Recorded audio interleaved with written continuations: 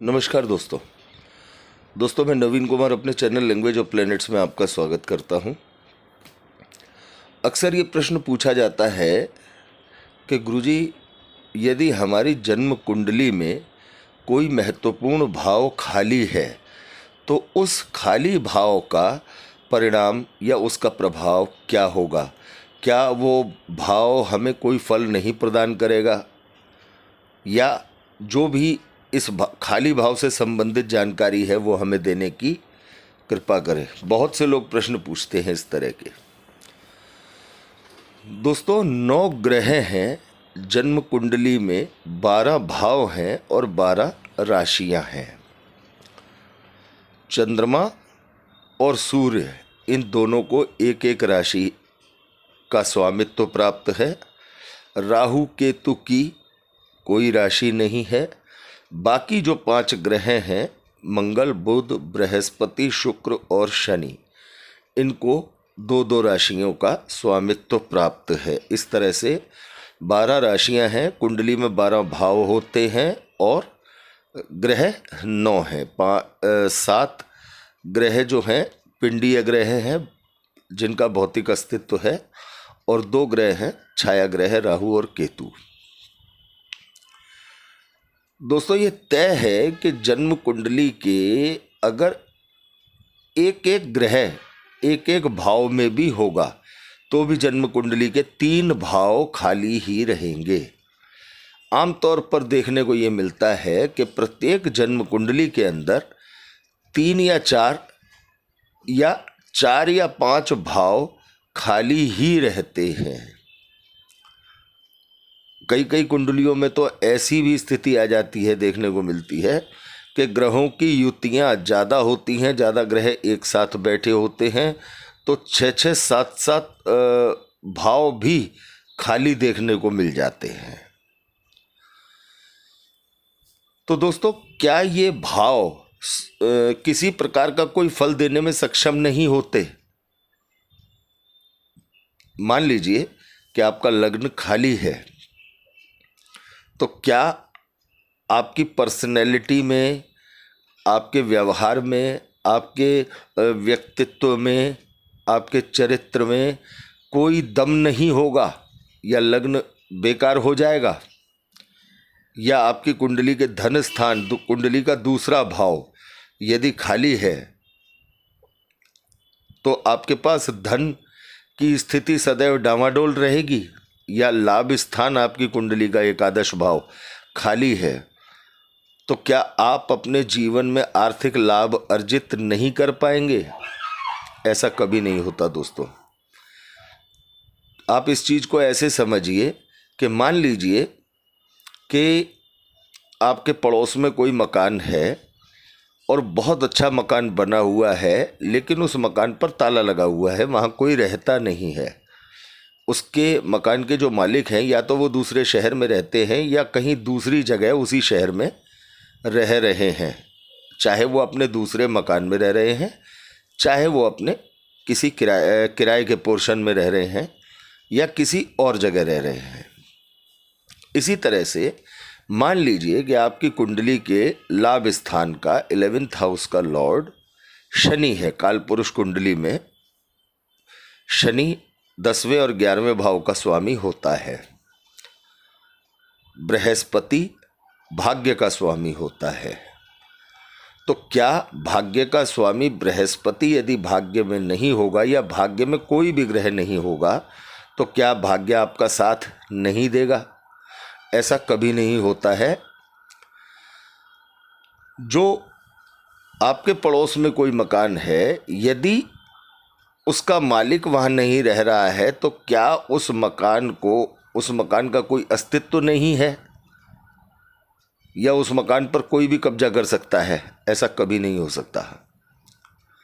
जिस नंबर की राशि, जो नंबर लिखा हुआ है उस भाव में, उस भाव का स्वामी कुंडली के अंदर जहाँ भी बैठा है और जो भी उसका बल या उसकी स्थिति है, वो उस भाव का प्रतिनिधि भी बनता है। अपने भाव का प्रतिनिधि भी वो ग्रह होता है, चाहे वो कहीं भी बैठता हो। ये एक अलग बात है कि मान लीजिए कि लग्न का स्वामी है। अब लग्न, मान लीजिए लग्न में कोई भी ग्रह नहीं है। अब लग्न का स्वामी कुंडली के छठे भाव में या आठवें भाव में या 12वें भाव में जाकर के बैठ जाएगा तो निश्चित तौर पर लग्न कमज़ोर हो जाएगा, क्योंकि कुंडली के छठे, आठवें, 12वें भाव त्रिक भाव में गिने जाते हैं, जो अच्छे नहीं माने जाते हैं।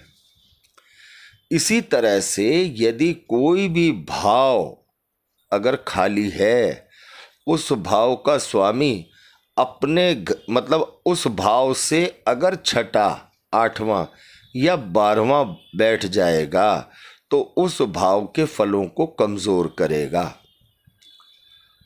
और यदि उस भाव का स्वामी केंद्र त्रिकोण में बैठ जाता है, मान लीजिए लग्न का स्वामी है और वो आपकी कुंडली के पंचम स्थान में या नवम स्थान में बैठ जाता है, लग्न में कोई भी ग्रह नहीं है, तो अगर वो पंचम में बैठ जाता है तो इष्ट की कृपा से लग्न इतना शानदार आपका लग्नेश काम करेगा, इतना लग्न मजबूत होगा जिसका कोई जवाब नहीं है।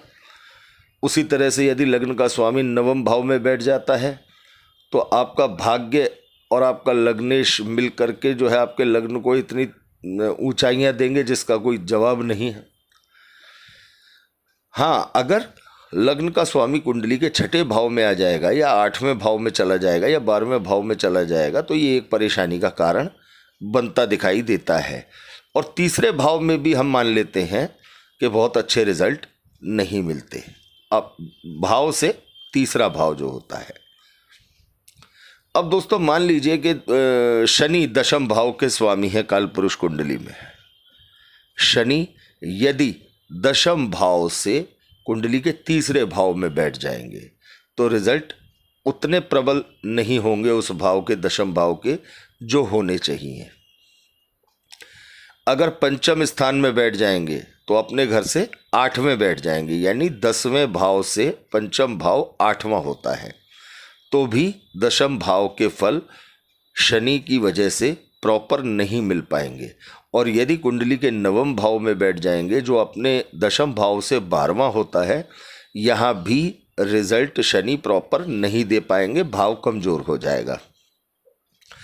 इसी तरह से दोस्तों मान लीजिए कि एक तो कोई ग्रह अपने खाली भाव से छठा, आठवां, 12वां बैठा हो और उसके जो भाव खाली है उस भाव पर शत्रु की दृष्टि भी पड़ जाए, शत्रु ग्रह की दृष्टि पड़ जाए तो उस भाव को और ज़्यादा पीड़ित कर देती है। एक तो ग्रह की कमज़ोरी, दूसरा भाव पर पड़ती पाप दृष्टि, शत्रु दृष्टि उस भाव के फलों को बिगाड़ती है। यदि उस भाव का स्वामी किसी शत्रु ग्रह के साथ युति में बैठ जाए तो भी उस भाव के फलों में कमी आती है। और यदि जो भाव खाली है उस भाव का स्वामी किसी मित्र ग्रह के साथ बैठ जाए या उस भाव पर किसी मित्र ग्रह की दृष्टि पड़ जाए तो ये एक बहुत उस भाव की प्रबलता के संकेत मिलते हैं। और चाहे कोई भी भाव है कुंडली का, लग्न है, चतुर्थ है, पंचम, सप्तम, नवम, दशम, एकादश, दूसरा, या जो भी कोई भाव हैं, उनकी दशा महादशा में आपको चाहे वो भाव खाली ही क्यों ना हो, अगर उस संबंधित ग्रह की स्थिति कुंडली में अच्छी है तो उस भाव के फल निश्चित तौर पर आपको अच्छे देखने को मिलेंगे। और यदि उस भाव के स्वामी की स्थिति ठीक नहीं है या उसका प्लेसमेंट ठीक नहीं है तो उसके फल उस ग्रह के दशा अंतरदशा में उतने मजबूत नहीं होंगे या अच्छे नहीं होंगे, ये भी कहा जा सकता है। तो ये बात सरासर गलत है कि भाव यदि खाली होगा तो वो कोई रिजल्ट देने में सक्षम नहीं होगा। कुंडली के 12 भाव हैं, 12 भाव के अपने अपने रिजल्ट हैं। तो इस तरह के किसी भी भ्रम में न रहें। कुंडली में 12 भाव में जो भी नंबर लिखे हुए हैं उनके स्वामी ग्रह कुंडली में किस जगह प्लेस्ड हैं, किस जगह बैठे हैं, किस ग्रह की दृष्टि पड़ रही है भाव पर, किस ग्रह के साथ बैठे हैं, इन सब चीज़ों का आकलन करने के बाद, इन सब बातों का ठीक से आकलन करने के बाद आप आसानी से जो भाव खाली है उस भाव के संभावित परिणामों तक आराम से पहुंच सकेंगे। तो दोस्तों, उम्मीद करते हैं ये जानकारी आपको निश्चित तौर से अच्छी लगी होगी। यदि आपको ये वीडियो अच्छा लगा हो तो आप ज़्यादा से ज़्यादा लाइक करें, ज्योतिष पसंद करने वाले लोगों के साथ इसे शेयर करें और चैनल को सब्सक्राइब करना ना भूलें दोस्तों। धन्यवाद दोस्तों।